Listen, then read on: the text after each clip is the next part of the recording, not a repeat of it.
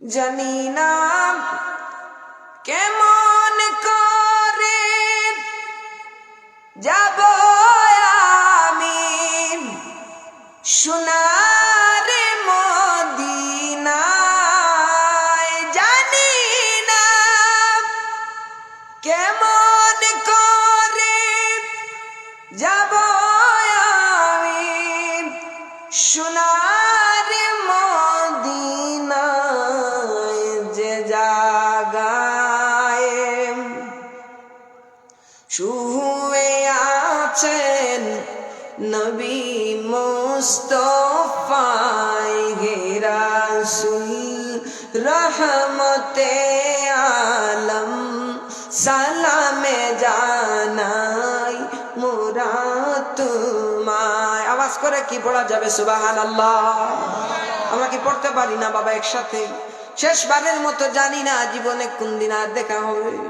হে রাসূল রহমতে আলম, সালামে জানাই মোরা তোমায়। হে রাসূল রহমতে আলম, সালামে জানাই মোরা। যে নবীর শানে দুরুদ পড়েন স্বয়ং মওলা রাব্বানা। যে নবীর শানে দুরুদ পড়েন স্বয়ং মওলা রাব্বানা। সে নবীর ধারে যাওয়ার রয়েছি আশায়। হে রাসূল রহমতে আলম, সালামে জানাই মোরা তোমায়। হে রাসূল রহমতে আলম, সালামে জানাই মোরা তোমায়। যে নবীর উম্মত হতে কেঁদেছিলেন স্বয়ং নবী কুল। যে নবীর উম্মত হতে কেঁদেছিলেন স্বয়ং নবী কুল। সেই নবীকে দেখলে আমার ধন্য হতো জীবন। হে রাসূল রহমতে আলম, সালামে জানাই মোরা তোমায়। বড় আকাঙ্ক্ষা ওই সবুজ মিনারের পাশে যাব, নবীর শানে কিছু নাচ লিখবো বাবারে।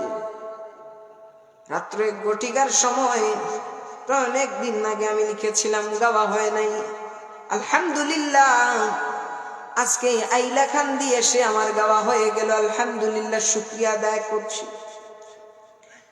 পরে লাইনে আমি লিখলাম, ওই মদিনার সবুজ মিনার ভাসে আমার দুই নয়নে।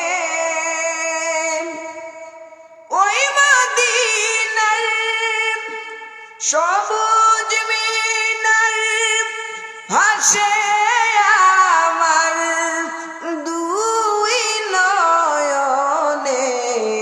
সে মিনার দেখে কাঁদে আপনার গুলাম। হে রাসূল রহমতে আলম, সালামে জানাই মোরা তোমায়। বড় গে রাসূল রহমতে আলম, সালামে জানাই মোরা তোমায়। আল্লাহ যেন আমার এই লিখাকে কবুল করে, পড়ি আল্লাহুম্মা আমিন।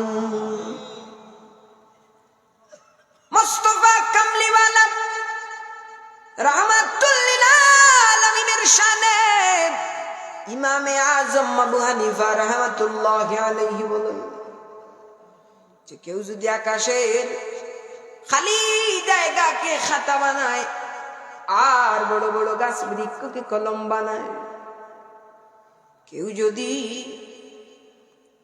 সমুদ্রের পানিকে কালি বানাই আমার নবীর শান লিখতে থাকে গো, লিখার কারণে বড় বড় গাছগুলা বৃক্ষগুলা ক্ষয় হয়ে যাবে, লিখার কারণে আকাশের ওই জায়গা শেষ হয়ে যাবে, লিখার কারণে সমুদ্রের পানিগুলা শেষ হয়ে যাবে।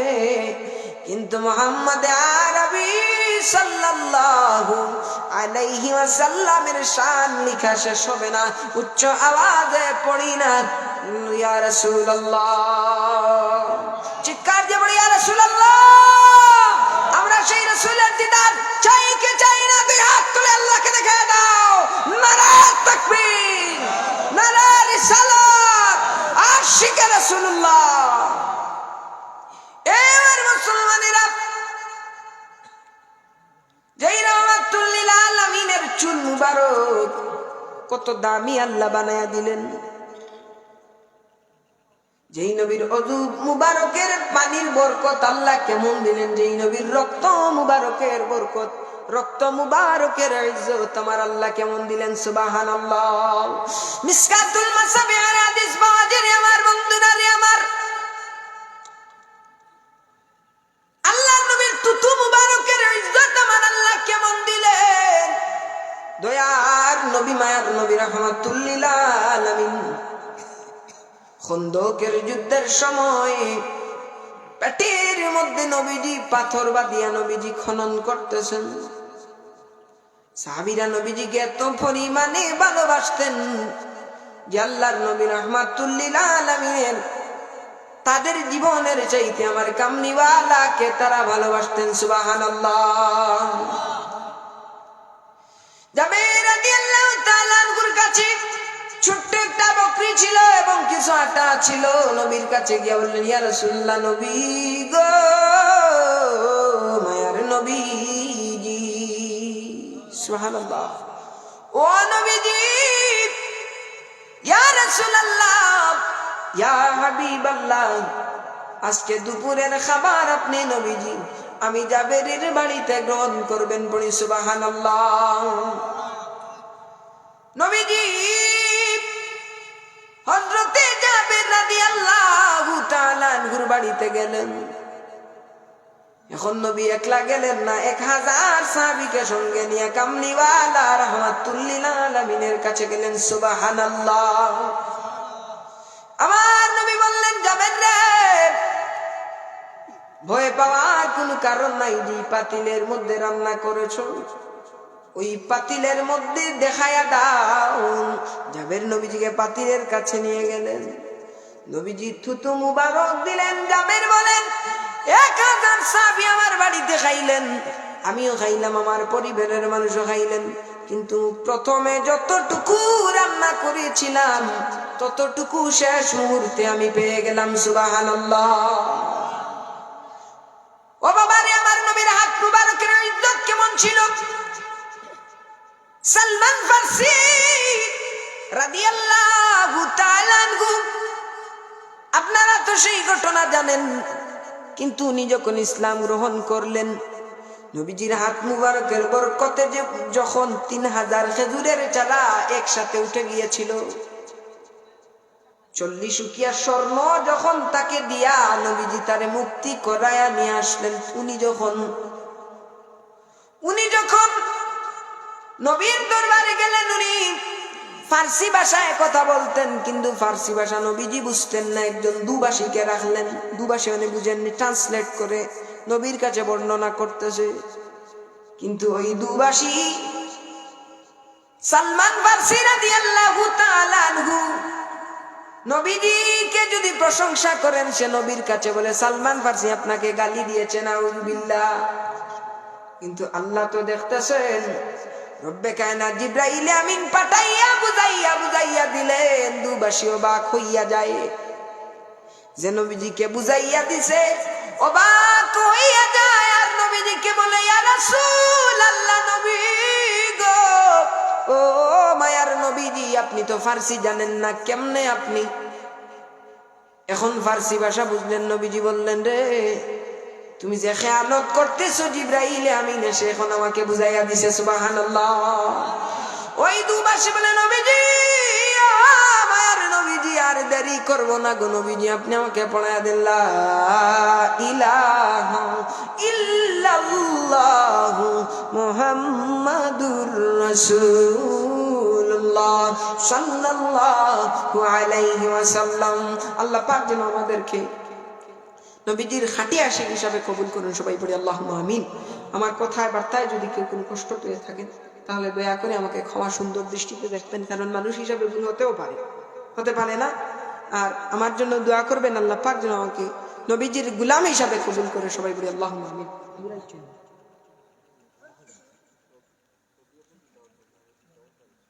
আলহামদুলিল্লাহ রাব্বিল আলামিন ওয়াসসালাতু ওয়াসসালামু আলা রাসূলিল্লাহ ওয়া আলা আলিহি ওয়া আসহাবিহি আজমাইন। ربنا فاغفر لنا ذنوبنا ذنوب والدينا رب ارحمهما كما ربياني صغيرا ومليك الله ও আল্লাহ, তুমি তো আমাদের মালিক, তুমি তো আমাদের খালিক। আল্লাহ আল্লাহ গো, দীর্ঘ সময় তোমার বান্দাদেরকে নিয়ে নবী প্রেমের কিছু কথা বলে গেলাম। আল্লাহ হে আল্লাহ, যদি ভুল বেয়াদবি তোমার নবীর সাথে করে থাকি আল্লাহ দয়া করি এই ভুল বেয়াদবি গুলাকে তুমি আল্লাহ ক্ষমা করে দাও। হে আল্লাহ, খাস করে এর সবটুকু কোটি কোটি গুণ বাড়াইয়া তোমার হাবিব রাহমাতুল লিল আলামিনের রোজার মধ্যে নিয়ে পৌঁছাইয়া দাও। আল্লাহ আল্লাহ, খাস করে তামাম ওলি আব্দাল গাউস কুতুব সাহাবায়ে কেরাম তাবিঈন তবে তাবিঈনের খিদমত দুনিয়ার সব নিয়ে পৌঁছাইয়া দাও। আল্লাহ আমাদের যাদের মা নাই বাবা নাই, আমাদের মা বাবার কবর নিয়ে সবটুকু নিয়ে পৌঁছাইয়া দাও। আল্লাহ আয় আল্লাহ, জানি না গো মালিক আয় আল্লাহ কি অবস্থা হবে কিয়ামতের সেই ময়দানে। আল্লাহ রহমানিয়ত নিয়া ভিক্ষা চাই গো, আজকের এই মাহফিলকে ওয়াসিলা করিয়া সেই ময়দানে মাশরে তুমি আল্লাহ রাব্বুল আলামিন আমাদেরকে ছাড় দিয়া দিও গো। আল্লাহ আয় আল্লাহ, এমন ইলম দান করিও যে ইলম দ্বারা গুস্তাখে রাসূলদের মোকাবিলা করতে পারি গো। আল্লাহ আয় আল্লাহ, আমাদের কার মনে কি জানা আছে তুমি তো জানো গো, কেউ না জানুক তুমি তো জানো গো। আল্লাহ আমার ভাইদের, আমার মুরব্বী বাবাদের মনের তামান্নাকে তুমি আল্লাহ পুরা করে দাও। আয় আল্লাহ, জীবনের প্রত্যেকটা ক্ষেত্রে যেন নবীর মহব্বত অন্তরে নিয়ে চলতে পারি সেই ব্যবস্থা করে দাও। আল্লাহ আয় আল্লাহ, আমার ভাই আয় আল্লাহ গত রাত্রে ঢাকার উদ্দেশ্যে রওনা দিছেন রে বাবা দয়ার আল্লাহ, কঠিন অসুস্থতার মাঝে আছেন আল্লাহ। আয় আল্লাহ, তুমি তো দয়াল আল্লাহ, তুমি তো মায়ার আল্লাহ, পাহাড়ে পানি করিয়া দিলাই তাই পারো আল্লাহ। আয় আল্লাহ, আমার উস্তাদ সমতুল্য মানুষ ওখন লইয়া, দাড়ি পাখা মুরব্বিয়ানে কেরাম ওখন লইয়া এমন এক মজলিস তুমি আল্লাহর দরবার হাত বাড়াইলাম। ও দয়ার আল্লাহ, দয়া করিয়া এই দোয়ারে তুমি আল্লাহ খালিয়াতে বিদায় করিও না রে মাওলা। আয় আল্লাহ, খাস করে আমার ভাইয়ের বেমারে শিফা করিয়া দেও। আয় আল্লাহ, তার পরিবারের মুখ হাসি ফুটাই দেও। আয় আল্লাহ, আমরার যে যেখানে বেমারি অবস্থায় আসইন আল্লাহ, আমরার তামাম বিমারি হলরে তোমার দয়া দিয়া শিফা খান করিয়া দেও। আল্লাহ স্টেজে উঠার আগে দেখি আইছি তোমার এক বান্দি বড় মর্মান্তিক অবস্থায় রে বাদে। আর আল্লাহ এই আল্লাহ, যে ঘাটর মাঝে তুমি আল্লাহ ছাড়া বাঁচানেওয়ালা কেউ নাই, সাহায্য করনেওয়ালা কেউ নাই রে বাদে। আর আল্লাহ আল্লাহ, এমন এক কঠিন ঘাট, যে ঘাটর শয়তানে ওই মান লুটার লাগি রে বা মৌলা সর্বত্র চেষ্টা করে। আল্লাহ আল্লাহ তোমার বান্দির এই করুণ অবস্থা, তোমার বান্দির আলে আওলাদ হল লইয়া গ্রামের মানুষ হল লইয়া এমন একটা মকবুল মজলিস হয় আল্লাহ বইয়া তুমি আল্লাহর কাছে বানা চাই। আর আল্লাহ দয়ার আল্লাহ, যদি তোমার বান্দি দুনিয়ার সফর শেষ হয়ে যায় আল্লাহ দৌলতি ইমান খান নসিব করিয়া দিও আল্লাহ। আল্লাহ কষ্ট থাকি তোমার বান্দিরে মুক্তি দেও, কালিমার সাথে খাতেমা বিল খায়ের খান নসিব করিও আল্লাহ। আল্লাহ খাস করি আমার বহু মানুষে মহব্বত করেন আল্লাহ, আমার মহব্বতর মানুষ সকলরে তুমি আল্লাহ আল্লাহ মহব্বত করিও, দুশ্মন থাকি হেফাজত রাখিও আল্লাহ, হিংসুকর হিংসা থাকি আমরা তামাম রে হেফাজত রাখিও। আল্লাহ জানি না গো মালিক জীবনে কোন দিন জানি আয় আল্লাহ মরণের ডাক আসিয়া যাইবে, মরণের কঠিন নিদান কালে আয় আল্লাহ তোমার হাবিবের চেহারায় আনোয়ার দেখাইয়া আমাদের তামামের জবানে জারি করিয়া দিও লা ইলাহা ইল্লাল্লাহ মুহাম্মাদুর রাসূলুল্লাহ ওয়া সালামুন আলাল মুরসালিন ওয়ালহামদুলিল্লাহি রাব্বিল আলামিন। আসসালামু আলাইকুম ওয়া রাহমাতুল্লাহ।